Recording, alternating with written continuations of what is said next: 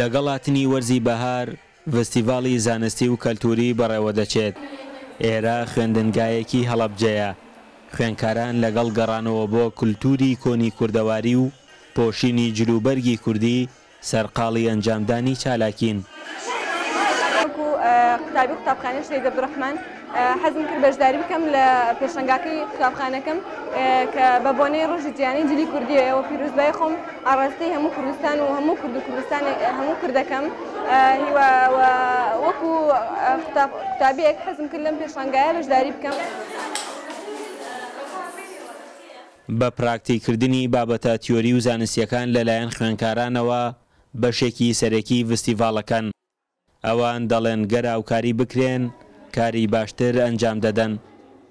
وەکو ئێرە ژووری ئەحیایە پێکاتۆ لە کۆمەڵێک کاری دەستی و نەشرە و کۆمەڵە بابەتی زانستی وەکو ئەبینن بابەتەکان لەسەر گەڵاکان و زیندەوەر و ئەندامەکانی لەشی مرۆڤ و بوارەکانی زانستیە. وەکو سوودگەاندنێکە بۆ کەسانی کە سەردانی پێشانگاکەکەن لە ڕۆژی جلی کوردیە.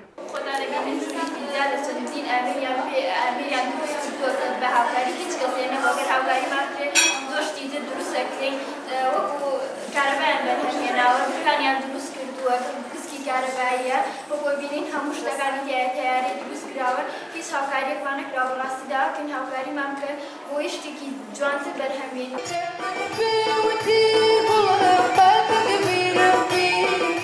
لە پارێزگای هەڵەبجە 150 خوێندنگا و باخچەی ساوایان هەن.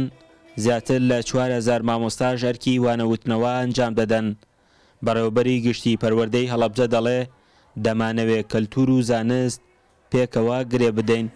ئامانجمان لەم جۆرە پێشانگایانە کە تعمیمێکە ساڵانە لە تەواوی قوتابخانە و خوێندنگاکانە لەم وەرزە پێویستە چالاکی هەم ڕۆشنبیری و هەم زانستی و هەم کەلتوری ئەنجام بین. ئامانجیشمان لە پیشاندانی پێشانگای زانستی شان بەشانی کەلتورەکەی خۆمان بڕوا بۆ ئەوی خوێندکارانمان ئاشنایەتیان هەبێ و بەردەوام بن لەسەر ئەو کەلتورە جوانەی کە لە کۆمەلگای کوردەواریە هەیە بۆی نەوە لە دوایینەوە ئەم کەلتورە بمێنێتەوە و لەگەڵ ژیانی ڕۆژانەمانە بڕوات. فستیڤاڵی زانستی و کەلتوری لە مانگی ئازاردا ئەنجام دەدرێت. تیایدا بەشە جیاوازەکانی خوێندنگاکان بەسەرجەم ئاستەکانی خوێندنەوە ئەنجامی دەدەن.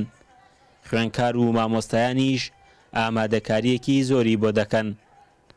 فەرحان هەورامانی، دەنگی ئەمریکا، هەڵەبجە.